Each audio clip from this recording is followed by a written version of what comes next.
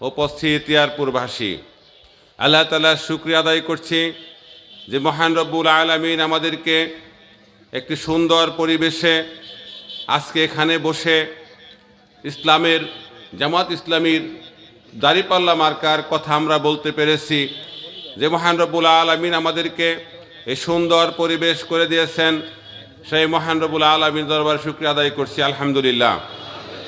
যাদের জীবন, যাদের রক্ত, যাদের হাত, যাদের পা, যাদের চোখ, যাদের রক্তের বিনিময়ে 24-এর ছাত্র আন্দোলনে আজকে আমরা স্বাধীন বাংলাদেশে কথা বলতে পারছি, সেই সমস্ত ভাইদের জন্য আমরা আল্লাহ তাআলার কাছে উত্তম প্রদান কামনা করছি, আল্লাহুম্মা আমিন।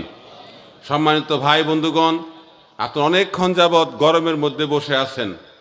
আমি মৌলিকভাবে সংক্ষিপ্তভাবে দু একটি কথা বলেই আমি আপনাদেরকে আর কষ্ট দিতে চাই না। আমাদের পূর্ববর্তী অনেক বক্তা আপনাদেরকে সুন্দর সুন্দর কথা বলেছেন। আমি সংক্ষেপে কথা বলবো, এই জন্য আমি আপনাদের কাছে ক্ষমাও চাচ্ছি। গরমের মধ্যে আপনারা অনেকক্ষণ যাবৎ বসে আছেন।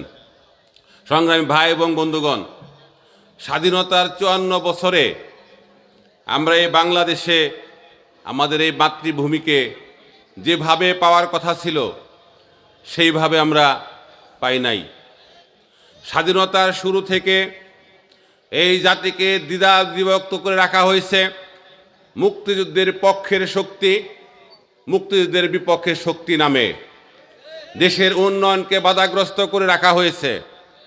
স্বাধীনতার পরবর্তী সময়ে মুসলিম অমুসলিমদের মাঝে একটি ভেদাভেদ সৃষ্টি করে রেখে বাংলাদেশের উন্নয়নকে বাধাগ্রস্ত করে রাখা হয়েছে। জামাত ইসলামী পরিষ্কার বলতে চাই, এই আসনে যদি দাঁড়িপাল্লা মার্কার প্রার্থী বিজয় হতে পারে, অমুসলিমদেরকে সর্বাগ্রে নিরাপত্তা নিশ্চয় দেওয়া হবে ইনশাআল্লাহ। এই আসনে দাঁড়িপাল্লা মার্কার প্রার্থী বিজয় হলে শ্রমিকদের ন্যায্য অধিকার দেওয়া হবে ইনশাআল্লাহ। শ্রমিক তার মালিকের সাথে সুসম্পর্ক গড়তে হবে। শ্রমিক তার মালিকের সাথে সুসম্পর্কের মাধ্যমে যে উন্নয়ন হবে, সেই উন্নয়ন দিয়ে আমরা দেশ এবং জাতি গঠন করব ইনশাআল্লাহ।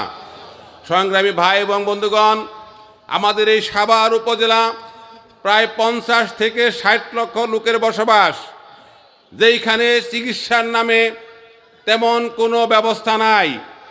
সরকারি মাত্র একটা হসপিটাল আছে সাভার উপজেলায়, 50 শয্যা বিশিষ্ট হসপিটাল, যেখানে গরিবদের চিকিৎসা নেওয়ার কোনো সুযোগ সুবিধা নাই বললেই চলে। বিগত সময় যারা রাষ্ট্র পরিচালনা করেছে, প্রেশার মাপার জন্য, জ্বর আসলে জ্বর চেক করার জন্য যারা সিঙ্গাপুর গিয়েছে, বাংলাদেশের গরিব মানুষের ভাগ্য পরিবর্তনের জন্য, গর্ভবতী মা বোনদের চিকিৎসার জন্য বাংলাদেশে ঢাকা 19 আসনে তেমন কোনো ব্যবস্থা তারা করে নাই। আমাদের এই গরিব মানুষদেরকে, আমাদের মা বোনদেরকে সুচিকিৎসার জন্য, তাদের চিকিৎসা তাদের নৈতিক অধিকার, এই অধিকার নিশ্চিতের জন্য জামাত ইসলামীর এই আসনে বিজয় হতে পারলে ইনশাআল্লাহ তাদের চিকিৎসার জন্য উত্তম ব্যবস্থা করা হবে। সংগ্রামী ভাই এবং বন্ধুগণ, শিক্ষা ব্যবস্থা, শিক্ষা প্রতিষ্ঠানকে উন্নত করা হবে, যার মাধ্যমে আমার এই 19 আসনের ছেলেমেয়েরা লেখাপড়া করে দেশ এবং বিদেশে তারা কৃতিত্বের স্বাক্ষর রাখবে। আগামী নির্বাচনে বিজয় হতে পারলে আমরা সরকারি দল, বিপক্ষের দল সকলে মিলে আমরা দেশটাকে গড়ব। জামাত ইসলামীর মূল স্লোগান হচ্ছে, এসো একসাথে গড়ি বাংলাদেশ, এসো একসাথে গড়ি বাংলাদেশ। যে বাংলাদেশ স্বপ্ন জামাত ইসলামী দেখছে, যে বাংলাদেশের স্বপ্ন জামাত ইসলামী নেতৃবৃন্দ দেখছে, এরকম একটি সুন্দর বাংলাদেশ গড়ার জন্য আমাদের দল মত নির্বিশেষে, জাতি বর্ণ নির্বিশেষে, শ্রমিক মালিক একত্রিত হয়ে, আলেম উলামা একত্রিত হয়ে, সকলে মিলে, হিন্দু মুসলিম একত্রিত হয়ে, সরকারি দল বিরোধী দল একত্রিত হয়ে একটি সুন্দর বাংলাদেশ গড়ব, যার মাধ্যমে এই বাংলাদেশকে অতি অল্প সময়ে পৃথিবীর একটি উন্নত রাষ্ট্রে পরিণত করা হবে ইনশাআল্লাহ। দুর্নীতিমুক্ত বাংলাদেশ গড়ব, চাঁদাবাজ মুক্ত আশুলিয়া গড়ব ইনশাআল্লাহ, মাদক মুক্ত আশুলিয়া গড়ব। মাদকের ব্যাপারে আমরা সব সময় কথা শুনে আসছি, দিনের বেলা যারা মাদকের ব্যাপারে মঞ্চে কথা বলে, রাতের বেলায় তারা মাদকের সাথে জড়িয়ে যায়। এরকম লোক দিয়ে মাদক নির্মূল সম্ভব নয়। আমরা বিগত সময়ে জেলখানায় দেখেছি যারা মাদকের কারণে গ্রেপ্তার হয়েছে তারা আমাদের দেশের, আমাদের এলাকার নিরীহ সাধারণ লোক। যারা মাদকের মূল হোতা তারা সব সময় ধরাছোঁয়ার বাহিরে থেকেছে। জামাতের প্রার্থী 19 আসনে বিজয় হতে পারলে মাদকের মূল হোতাকে চিহ্নিত করে তাদেরকে আইনের আওতায় এনে তাদেরকে শাস্তির ব্যবস্থা করা হবে ইনশাআল্লাহ।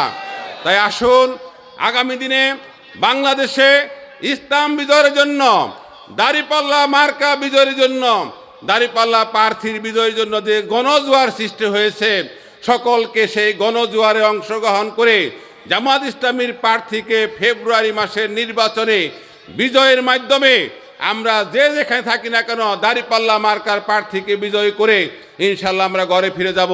সেই উদাত্ত আহ্বান জানিয়ে আপনাদেরকে ধন্যবাদ জানিয়ে আমি আমার সংক্ষিপ্ত কথা শেষ করছি। আবার কথা হবে, আবার দেখা হবে কোনো একদিন, সেই আশায়, সেই প্রত্যাশায় সবাইকে ধন্যবাদ। আসসালামু আলাইকুম ওয়া রাহমাতুল্লাহি।